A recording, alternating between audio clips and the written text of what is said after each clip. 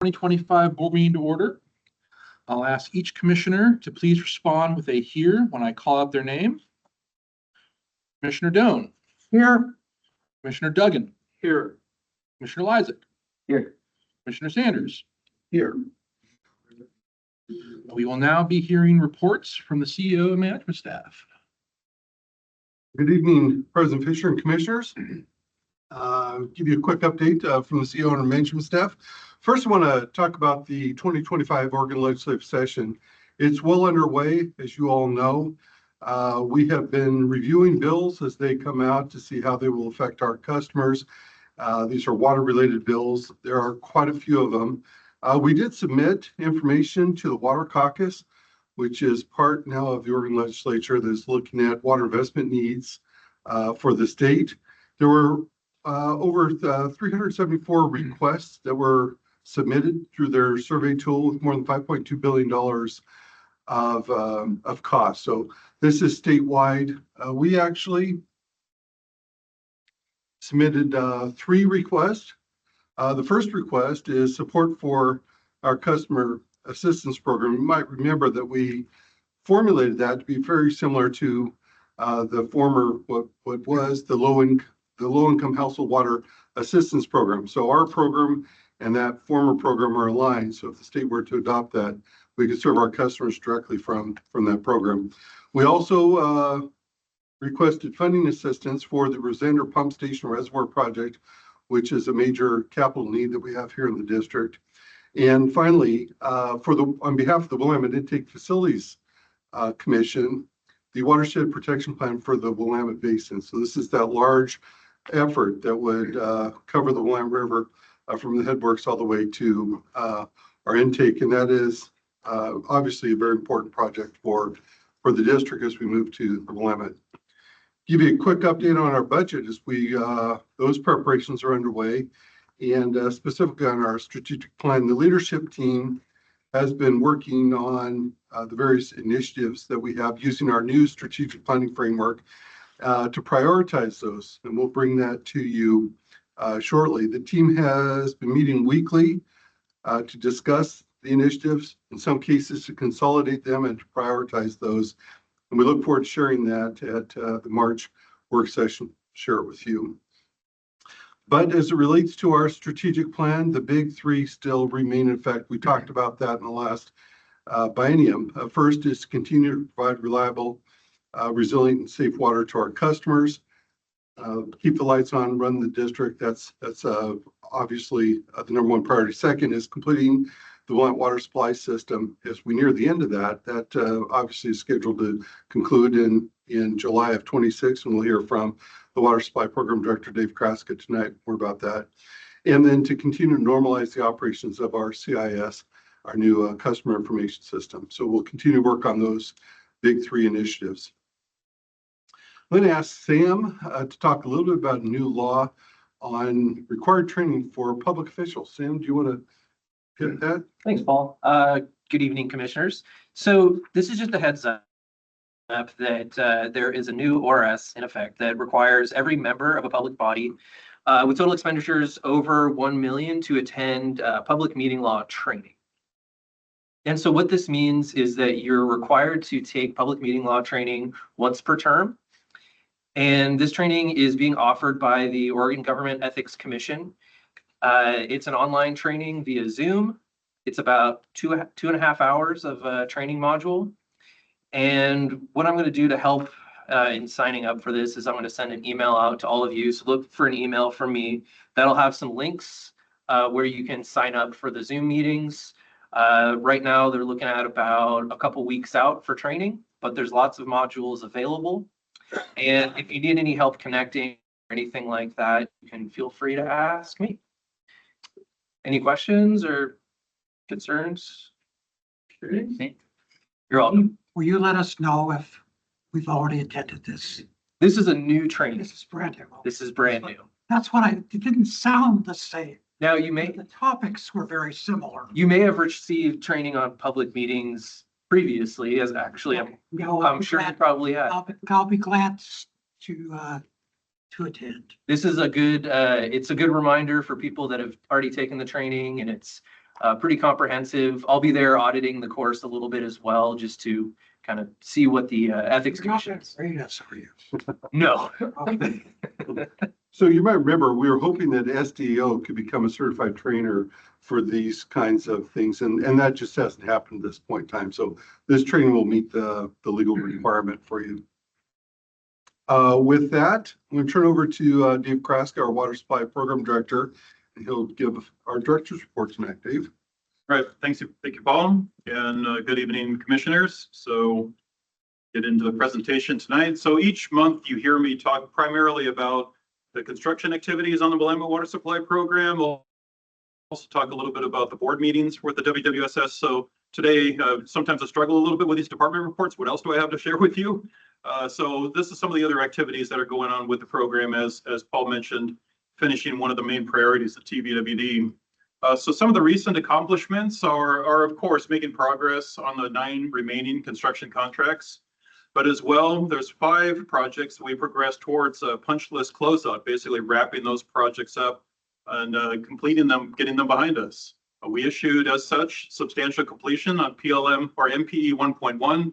That's our pipeline project we did with the city of Beaverton and Western Avenue. Continued our finished water commissioning and startup workshops. That one, I've got a couple more slides for you tonight. Guaranteed maximum price, the GMP, is due late this month. So we're expecting that to come in, and we're expecting that to come in as we expected, substantially below what was originally forecast or estimated from our water treatment plant contractor. So significant savings we're going to realize there. We scheduled a substantial completion stage gate for our reservoir and PLM 5.3 project. So that one as well is pretty close to being done. As far as right-of-way acquisitions, our real estate activities, pretty well wrapping up. There is one possession and use agreement that remains to be completed. And that one is going to be our first one that's going to go to trial. Of the hundreds of real estate activities we've done on the program, none have gone to trial. It looks like one of the very last ones might actually do that in March. The next one here on the real estate side is the temporary easement for the Tualatin River Blowoff, or TRBO. If you say that out loud, it's what we like to call our turbo facility. There you go. Yeah. And everyone's locked into that, even though we've changed the name that I'll show you in a couple of slides. So our turbo facility is approved and collecting signatures. Highlight here about the temporary easement that we got here. This is actually city of Tigard property. And so we worked with the city of Tigard to get this easement. And if I haven't shared with this with you before, Tigard has been an excellent partner in offering us and working with us to get this temporary easement for the construction of this temporary facility that we need for commissioning and startup of the WWSS. And it's come at no cost to us. So really remarkable partnership and participation with the city of Tigard in helping us complete the WWSS. Wanted to state that publicly and proudly. And progressing other activities that I'll get into here in a second.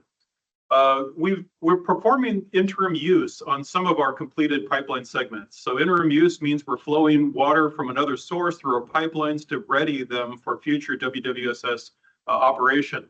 The pipelines that are successfully commissioned and placed in interim use is our entire length of PLW1. 3 segments of that, 1.1, 1.2, and 1.3. All over in the South Hillsborough area, kind of around TV highway area and south. We're planning to put into interim use MPE 1.1, that's our pipeline in Western, and 1.2 in Allen and Shoals Ferry Road. So that pipeline we're getting ready to put into interim use, which will make commissioning and startup of the whole WWSS easier because there's less of it to commission and startup when some of that is actually completed. So this graphic shows on the right-hand side our whole WWSS system, starting at the bottom, the Willamette River, going all the way up to Sunset Highway. And you can see we have the 2 contractors working on different elements of it. On the top there is Emery & Sons, that's responsible for commissioning and startup of the finished water pipelines, basically north of Chicken Creek. And to the south is our water treatment plant contractor, Sunt, who is doing commissioning and startup for everything south of there, including the water treatment plant and the raw water facilities. Ongoing coordination between these 2 contractors in terms of how that's going to work, how they're going to do the handshake between the two operations, and the planning is well underway. Regarding specifically the finished water pipelines, this is the work that Emery is doing for us. We've had our pre-construction activities underway for our turbo facility.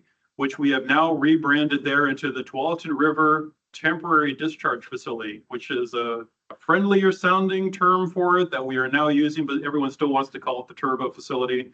We're doing some tree clearing now to get that done in the area of the Turbo Facility before the bird nesting season. It's one of our permit requirements. Regarding permitting, a lot of activity is still happening. I won't go through all the bullets here. One that you might see there in the middle there is the Lee Falls burn area. So there's a fire that happened last year in the Lee Falls area around the Tualatin River. It's an opportunity for us to do some planting in the area and get some shading credits, which will help us on our thermal trading plan regarding our withdrawals from the Willamette River. So it's something we're investigating now and might be beneficial for us for the long term for our withdrawals from Tualatin River or from the Willamette River. And then finally, our operations plan schedule. So we need an operations plan for the whole WWS since it's all brand new water infrastructure. And so we have to have an operations plan. The IGA requires it. We have to bring it to the board for approval. We're targeting the October a WWSS board meeting this year to bring that to approval. You can see we've been working on this since 2019, but that lightning bolt that I've been showing on this graphic for many years now is getting close to the end there. And Paul's over there smiling at me because I've put a lot of work on his plate to review a lot of documents in preparation for it, because we need Paul's approval, we need Nikki's approval in Hillsborough and Tim's approval in Beaverton to bring it to the WWSS board for the WWSS board to know that they're good with signing off on it. That was a quick run through of other stuff we're doing on the program. Be glad to take any questions if there are any.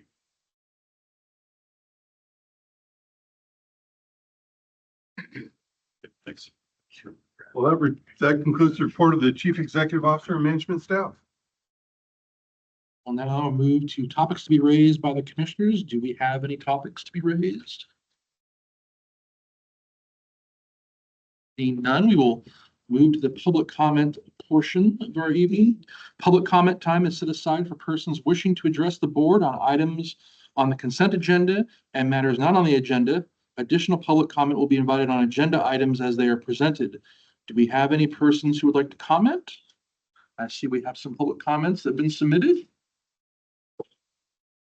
Each person is limited to 5 minutes unless an extension is granted by the board. Should 3 or more people testify on the same topic, each person will be limited to 3 minutes. Please state your name, address, and so we may follow up with you after the meeting. And whoever would like to go first is welcome to. Greetings. Thank you for having us here. First of all, I'd like to offer a prayer. Thank you, Creator, for the presence of all of these people. We are here to discuss and appreciate the beauty of water, perfection that's given with it, and how it supports our systems, all of them. So thank you for your presence here and the ears that want to hear what we have to share. So my name is Charlie White. I've been here before. Mr. Dugan and Mr. Doan, I believe, were both here at the time that I used to come pretty regularly in the year 2014-ish. Can you all hear me? And I came pretty consistently because I was objecting to fluoridation in our water. When I moved to the area, I learned that fortunately, you could reduce the percentage amount that was in the water. So I know that you have the ability to regulate that. But my request was to remove it for a host of reasons. And I always was offering you opportunities to investigate the studies and the ill effects of fluoridation. So before I start, I would like to ask you to provide to me, not tonight, but at some point, the cost savings that you would accrue for you to remove the fluoridation, both the product and the operations in our water system. So if someone could please provide that to me, and my contact information is there, and I can give you my email address if you would please send me that information. You can contact me at osja.cwhite,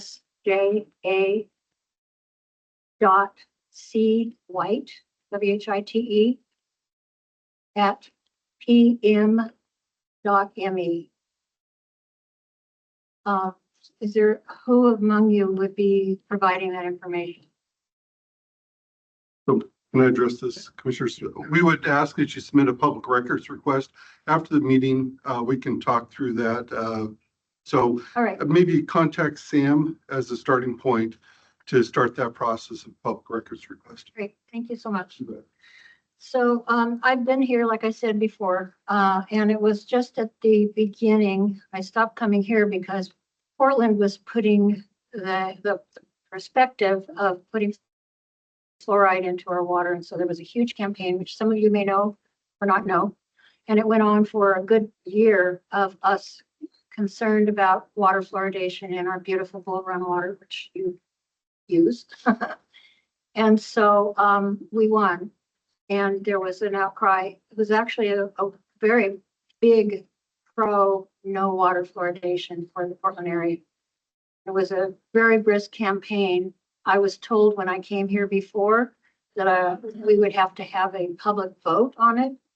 But history tells us that the public vote, why we even got fluoride in the first place, was done in the 1960s. We've come a long way since then. And there's a lot of there are a lot of advocates for fluoridation, but there are an increasing number of people who are aware of the toxicity and the problems associated with it. So I'm with the Oregon Statewide Jural Assembly. We actually have held a grand jury and petite jury trial on this matter, and we have found public jury trial verdict that we do not want water fluoridation, and we actually are asking for cease and desist. Ma'am, it's been 3 minutes. Oh, Do the gentlemen, do you wish to comment as well individually? Yes, Okay, Thomas Siniscale, 4155 Northeast 3 Mile Lane, McMinnville, Oregon, Deputy Marshal of the State of Oregon.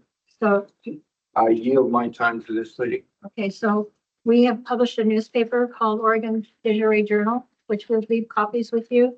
And this is the first of a 3-part article in it by one of our doctors on our assembly. Excuse me, Yes, are you representing the sheriff? Okay, so you're as an individual. yes. Why are you in uniform? Pardon me? Why are you? I'm Deputy Marshal. For our assembly. Extremely important update on water fluoridation, part 1 of 3. Anyone who's been paying attention is aware of fluoride being an extremely toxic compound that is put into water, foods, toothpastes, etc. Of municipalities who fluoridate their water, 95% use silical fluorides, in particular hexafluorosilicic acid, an inorganic compound with a chemical formula H2SiF6.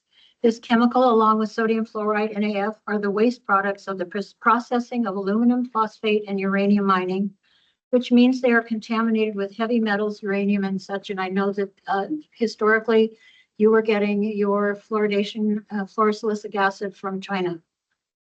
Most people are unaware of their water being fluoridated, and even fewer still understand the toxic effects of fluoride. Evidence to date demonstrates that fluoride does little, if anything, to prevent dental caries.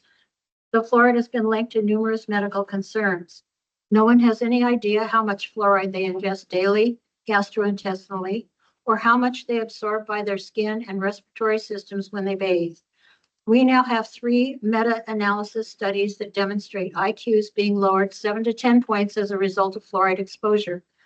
The first one was from China in 2012, then Harvard in 2016, and finally DHHS National Toxicology Program's 2023 report.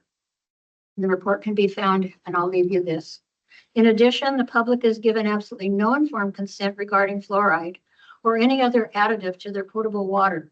Let's say you have some degree of kidney failure. Most people with renal disease don't know they are not supposed to be exposed to fluoride. Unfortunately, fluoride can bioaccumulate to toxic levels in the bloodstream as a result of the kidneys not being capable of properly filtering it. Same holds true for avoiding sodium and potassium in renal failure patients of any severity. Why is the public not being given informed consent, especially when hooking up a municipal water system? If you have a water fluoridation program in your town, this is the time to hit the city council hard and frequently. So that's why we're here. And I yield to you. Your time up? Yes. My name's Ron Vroman. I'm with the Oregon Statewide Jural Assembly. And I yield my time to Charlie to finish, and then I'll speak if there's any time left. I finished the article. Did you finish? I did. All right. Is everybody here familiar with the Constitution, Oregon's Constitution? In the Oregon Revised Statutes, there's a statute that says all Oregonians are required to have 5 years of the Constitution taught to them, starting no later than the 8th grade. Did anybody here go to Oregon schools and actually have that happen to them? I'm curious. Anybody here get taught Constitution for 5 years, like it says in the ORS? I didn't think so. Article 1, Section 1 in the Oregon Constitution, we declare that all men, when they form a social compact, we did that. We actually formed a social compact and became Article 1, Section 1.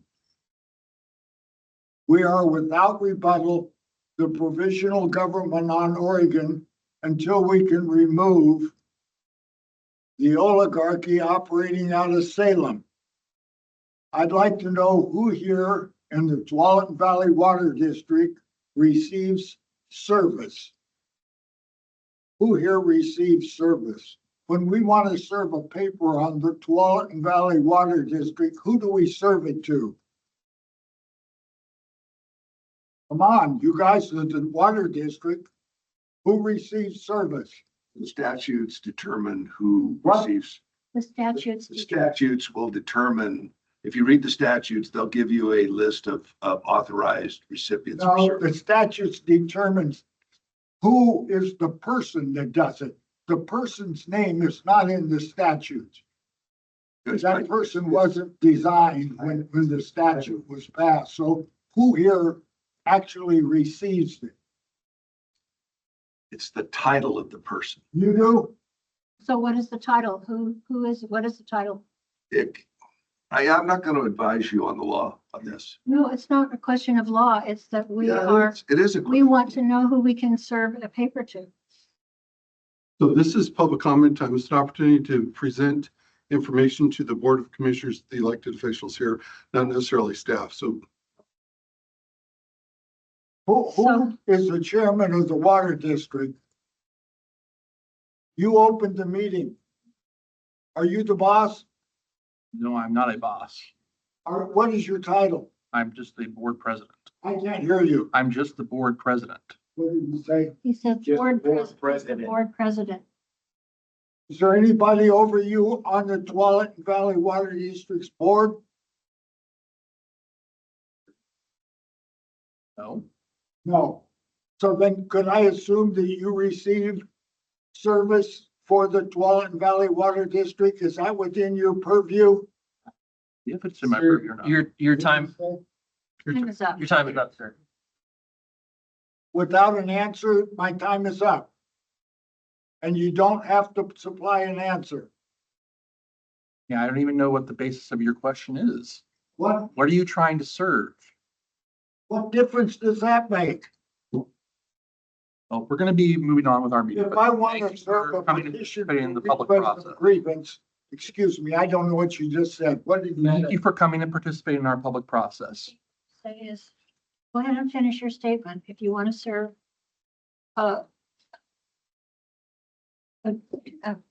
what you just said, say it again. If I was to present a petition for redress of grievance to the Tualatin Valley Water District, who would I give it to? You can submit it via email if you like, or if you have it with you. Would you Wouldn't be speak up? email. You're a big We man. would Speak bring up. it, we would bring it to you. You have exceeded your time. What? You have exceeded your time. Your microphone will be shut off. Say that again. You have exceeded the time allowed. You are not allowed to talk more than 5 minutes. And you have exceeded that time. So you cannot continue to speak or you'll be ruled out of order. Half of the time I was speaking was trying to find an answer from you guys that I haven't gotten Well, yet. why don't you figure out what you want to say I did. and then say it succinctly. Who here receives service for the Tualatin Valley Water District? Is that succinct enough? Yes, Good, then what's the fucking answer? get out of here. You cannot swear at a board member. I just did. Well, is it- Don't put your hands on Would you me. please remove him? Partner. I'm not approaching. Yes, you are. Get on the other side of the table right now. How's that? Sir, Thank you. put that badge away. I will not be intimidated by a badge. I earned that badge, Jack. Keep your mouth shut. Looks like it came from the dog. Well, I really like talking to you. What? I really liked talking to you. Come on. Let's end, please. Continue on with our meeting. Thank you. Thank you, gentlemen. Thank you.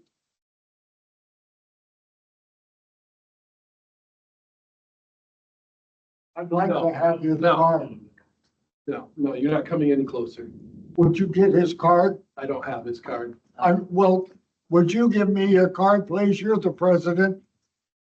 All of our contact information is available online. I know that, but I'm looking right at the man. That's the best way to contact us.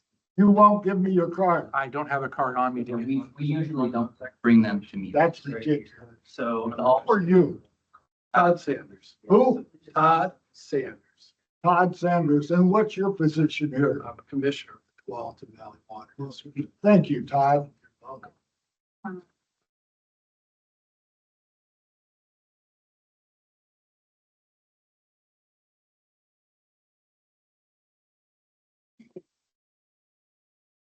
Are we good? Talk about anything other than- Mr. Fisher, I think we did skip over the reports of meetings attended. Okay. Well, that's Get good. back and Well, then we will move back to the reports of meetings attended. Have to board those people. I'm thinking we need law enforcement here. If they show up again, yeah. Well, let's continue with our meeting. Let's go. So I'll move if they show up again. We call the sheriff. My second. Well, seeing as there has been a motion and a second, we'll have a vote. All those in favor, please say aye. Hi, All those opposed? The motion carries. are we in Beaverton? Technically, we'd have to Then they call the police. call Beaverton. Police. Yeah, we put that. So reports to meetings attended. Let's start with Commissioner Doan. I'm sorry, Reports and meetings attended, please. meetings attended. Well, I tried to attend this one. But I attended the work session, the first Tuesday, and then tonight's meeting. Duggan. I had a busy month looking back. On the 21st of January, there was a special meeting regarding property acquisitions for the Willamette Water Supply Project. We had both an executive and a special board meeting. On the 22nd, I attended a Metro Impact meeting where cooling corridors were discussed, along with the appeal that has been filed on the UGB expansion that will be heard in June. That's the UGB expansion that was down in Sherwood. On the 3rd, I attended, Plum Matthews and I met, go over updates and have a check-in. On the 4th, I attended the board work session. On the 5th, I attended the Regional Water Providers Consortium Board meeting where we considered the budget and also heard that the consortium is trying to restart their childhood or grade school education program that had kind of fallen away after COVID. They want to try to re-up that using existing funds, but get that going again. That was an interesting bit of information that we received at that meeting. On the 6th of February, we had the WWSS board meeting and an executive session where we elected officers and had our regular meeting. On the 10th, I attended the Washington County CPO combined number 1 and number 7 meeting, where emergency preparation and county updates were discussed. On the 12th, I attended the Talking Water webinar, where our engineering staff gave an excellent presentation on all that goes behind our main replacement program, and then tonight's interesting meeting. Commissioner Lysick. On January 24th, I attended the BRJOC and JWC quarterly meeting. Commissioner Doan covered the start of the BRJOC meeting. I'm very thankful for that. Had a sick kid. On the 4th, the work session. On the 6th through the 9th, I was at the SDAO annual conference in Bend. On the 10th, I had a monthly touch base with our CEO, Paul Matthews, and then tonight's meeting. Commissioner Sanders. I officially missed the Barney Reservoir JWC meeting, but still embarrassed about it. I attended the monthly work session on the 10th. I had my one-on-one with Paul and tonight's meeting. It's okay. I don't think they're going to throw you into the reservoir. I felt so bad. I was so embarrassed. My God. That's why I still haven't gotten over it. that's why we've got 3 of us, though. I know, I still haven't That's gotten over it. yet. for those. 8:50, you're texting me going, "Are you gonna make it? Are you gonna make it to what?" I just said I'm gonna be late. Commissioner Sanders also attended the WRWC. Oh, and the WRWC meeting. That's right. Thank you. Well, aside from the events already mentioned, like the SDAO conference in Bend, on the 22nd of January, I attended a Brookings Institution webinar on, it wasn't so much on climate change as it was migration trends because of climate events in the country. And it was a very interesting talk to hear from people from the Sun Belt, people from the Great Lakes, people from the East Coast, and how, you know, places like where we live and places around the Great Lakes are likely going to see greater influx of people over the coming decades because of climate events. So it's really interesting to hear how those areas are preparing for that. Then on the 23rd, I met with Tualatin City Councilor Bridget Brooks just to share info about what's going on in the city, what's going on with the district. Had my monthly check-in with our CEO. We had the work session. Then I attended because of all the commotion going back east, the upheavals with the federal government, I attended an ACLU local government Zoom on ways you can help your constituents navigate these strange times. I also attended the Talking Water on the 12th of February. On the 13th of February, I participated in a Zoom meeting with a couple Portland City councilors to sort of hear what their perspectives are on the new Portland City Council. And I got a question about their treatment facility and how they're going to, they all expressed their interest in trying to figure out ways to rebuild trust with the greater community outside of Portland. And then tonight's board meeting. Now we will move back to the consent agenda. Consent agenda items are considered to be routine and may be enacted in one motion without separate discussion. Any board members may request that an item be removed by motion for discussion and separate action. Any items requested to be removed from the consent agenda for separate discussion will be considered immediately after the board has approved those items which do not require discussion. So I move to accept the consent agenda as presented. I second. I have a motion and a second.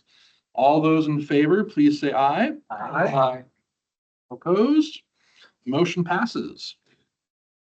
Now we'll move on to our business agenda.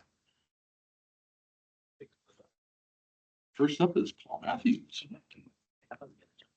Well, good evening. Again, President Fisher and commissioners. Hope this presentation is a little bit calmer than the last one that we had. Update on our mission, vision, values. We brought this to you at the work session, so I can go through it pretty quickly. This isn't new information that you've seen, but I want to provide you a little bit of background information, quick overview on the process that we use, the check-in with our staff, and then recommendation for the board's consideration. So you might remember that TVWD's mission, vision, values were structured along very common lines with many entities, corporations, and local governments. The vision is meant to be inspirational. It's outcome and future focused, and it's meant to be memorable. So we set about with our staff to develop a vision statement that we proposed to the board that be along those lines. The mission is in the present, what we do and for whom and how. And so the for whom, I want you to kind of keep that in the back of your mind as we go through this. And then the values are the words that set a standard against which our actions can be assessed. So we started out trying to update our mission, vision, values, and following this the standard. And this is what we brought to the board. In fact, you did adopt this back in 2024, that our mission was reliable, resilient, safe water, that our vision is our water sustains thriving communities every day for everyone, and our values of respect, integrity, service, and equity. So we did a one-year check-in. We had a project team that we assembled as part of developing internally with staff the mission, vision, values. And I wanted to talk to them to see how, after we've had this for a little bit over a year, it was sitting with the staff. And what we learned from that was a couple things. First, there was consensus that safety should be a value here at the district. A lot of our staff work with heavy equipment. They work in dangerous situations with their teammates, and they felt that safety, having prior value of the district, was missing from our current set of values. There was also a consensus that our vision statement was fine. That it generally was something that people felt good about. But there was a remaining issue on the mission statement. There was a difference of opinion on that. So I want to talk a little bit more about the feedback received on the mission statement. First is that there was actually more dissatisfaction with that group, with the mission statement that we had, than there was satisfaction. So we asked how people felt, took their temperature. Actually, there was great dissatisfaction. Many of the work groups, though, were somewhat indifferent to the mission. I think that's because they didn't see how it affected, having the statement affected how they served our customers on a day-to-day basis, which is largely their focus. But there was a strong preference by some, a small group, but a very strong preference to revert to the old mission statement, which did make mention of customers. I heard repeatedly that our mission statement did not mention customers, did not mention the for whom that we're doing this work. So we heard that, and that was a pretty common theme. There was a strong warning not to engage in a time-consuming process. People didn't want to go through the entire thing again. They didn't want us to spend money on this as well, but they did feel uncomfortable with the mission statement. And so there were some options. Go back to the prior mission statement. It was to provide our community quality water and customer service. And when you talk to the employees, you learn a couple things. First of all, customer and service is really important, regardless of the work that people do here. The internal customers, they want to serve them. External customers, they want to serve them. When we have a crew dispatched out to repair a leak, they see that as a strong customer service function. When Andrew's team is handling calls coming into the organization, strong customer service ethic. The current one, of course, is reliable, resilient, and safe water. The concern there was that it didn't mention the customer and didn't really talk about service. So the proposed, after talking with the board at the work session, slightly change of a word there, providing quality water and service to our community. And the importance of community over customer, again, was to reflect the fact that everybody that we serve water to is part of our community. Some people may not recognize them, although we do recognize them as customers. Others may not recognize that they too are our customers. So we felt, and I think this was on advice of President Fisher, that using the word community was a better choice. And so that is the proposal that we have. So the recommendation from staff is the mission, providing quality water and service to our community. The vision remains the same. Our water sustains thriving communities every day for everyone. And the values, we add safety, so it'll be respect, integrity, service, equity, and safety. So our recommendation, brief the board to adopt resolution 0525. That resolution would adopt the district's mission, vision, values. With that, I'll answer any questions that you might have.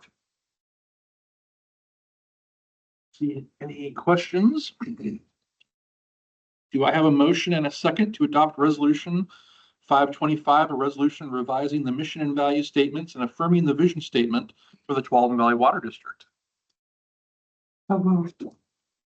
I'll second that, and I want to congratulate staff for distilling this without a major expense or expenditure of time to be able to wrap our staff's concerns and maybe get a clear statement for our public. So thank you. I appreciate your support. Thank you so much. Motion was moved and seconded. All those in favor, please say aye. Aye. All those opposed? The motion passes. Now we'll hear from Andrew. Evening, President Fisher and Board of Commissioners. Tonight's great presentation is on affordability, specifically the subject of penalty forgiveness. And this is a subject that we discussed with you at the January work session. So in review, regards to affordability measures at TVWD, there have been two rate advisory committees, two RACs. In 2017 and 2023, the RACs provided recommendations to the district. There were a number of recommendations, some which relied on the implementation of a new CIS, but two I wanted to highlight tonight were the customer assistance and also penalty forgiveness. As you know, the new CEO prioritized the customer assistance program.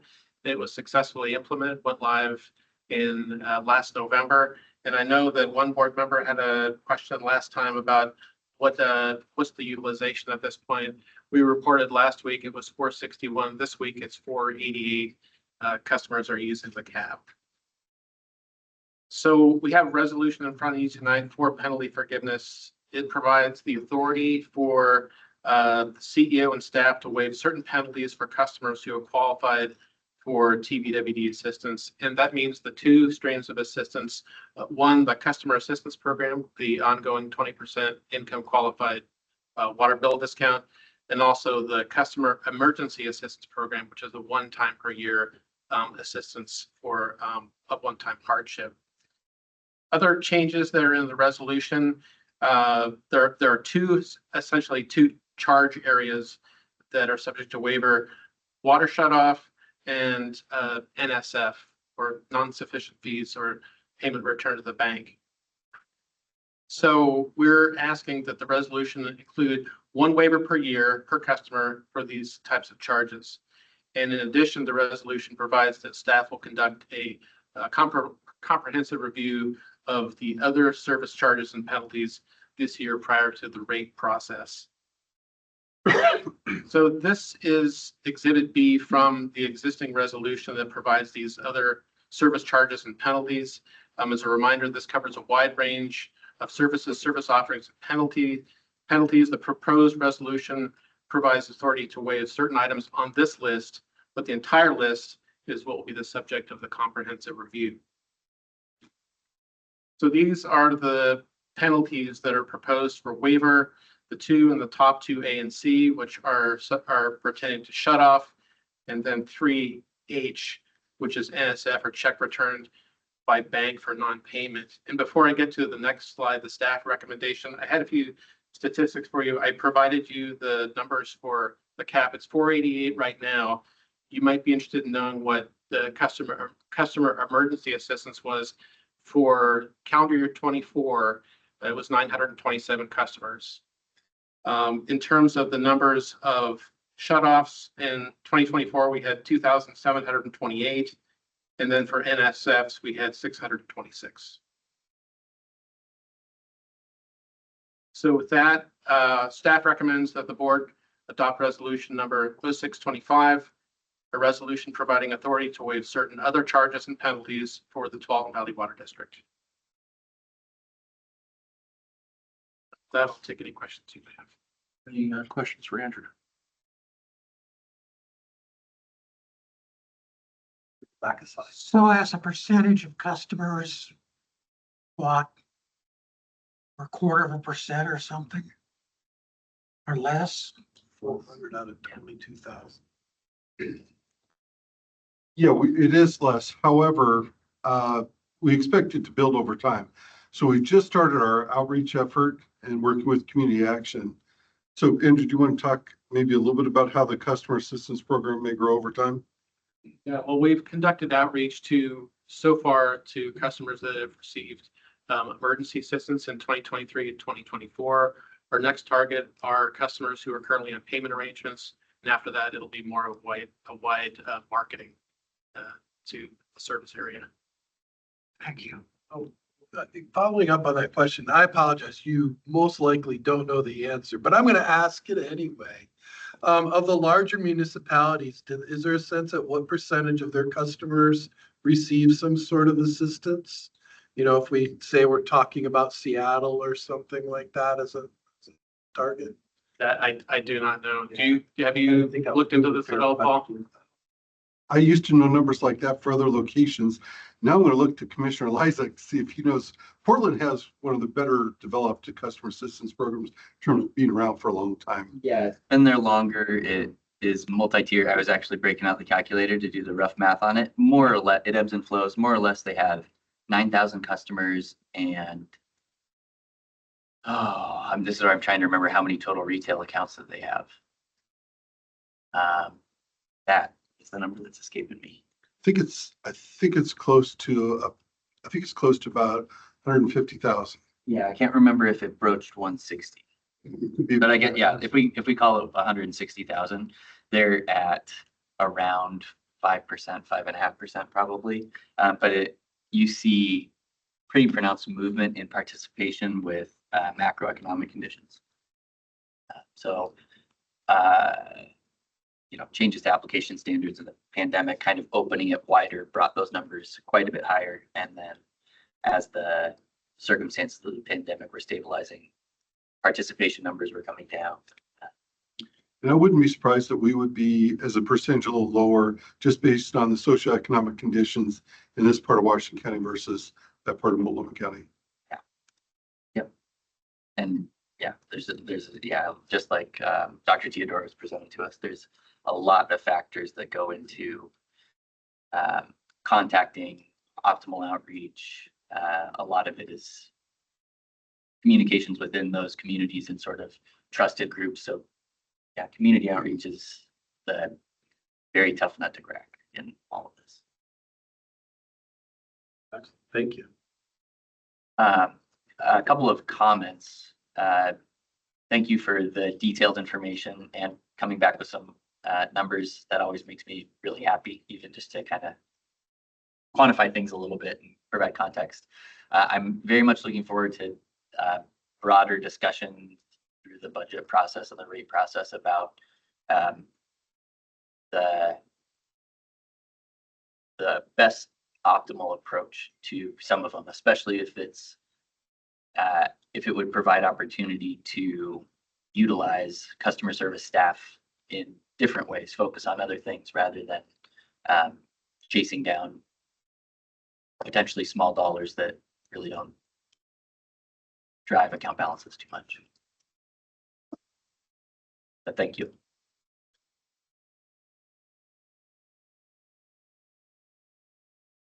So how many customers are we targeting this program? For this, for the penalty forgiveness, do you have that number, Andrew, based on the past year?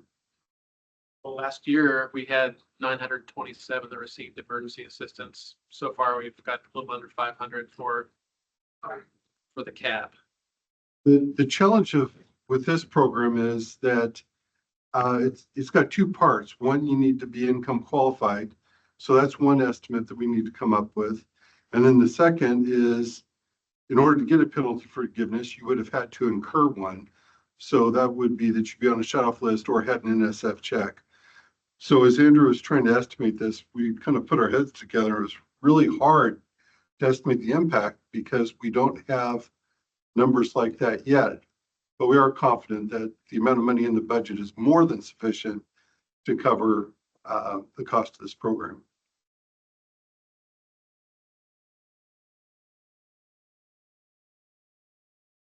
I think the maximum we came up with was supposed, do you remember, Andrew? Yeah, maximum 100,000. Anticipate the question is not completely formed in my mind. I suspect with all the federal government layoffs, we're going to see a lot more access to this program. But it's too early to tell how bad that's gonna be. So I just want to be sure that we're flexible as people who thought they had nice jobs end up not having them. I just want to make sure that we're ready to react quickly. I mean, I want to react more faster than like PGE or the gas company or the phone company reacts. I think we owe that to our customers. And, but anyway, so that's just my feeling here is that we've got a whole different world coming up on us. And we may have to adjust our policies very quickly to take into account all the changes that are coming upon us. I think this is actually a good step in that direction. This provides us another tool to address those issues. We now have the customer assistance program in place. That's a tool. We'll have this in place. That's a tool. And then the original one, the emergency assistance program, remains intact. So we're just adding more tools to our toolbox to be able to address these potential changes in the future. So this is actually a excellent development to meet that direction. So the staff's recommending that we adopt a motion. So do I have a motion and a second to adopt resolution 625, a resolution providing authority to waive certain other service charges and penalties for the Tualatin Valley Water District? So moved. Second. Been moved and seconded. All those in favor, please say aye. Aye. All those opposed? Hearing none, the motion passes. And we will now adjourn the meeting. If there's I guess, no reason to have questions. A little slow on the draw here. Okay,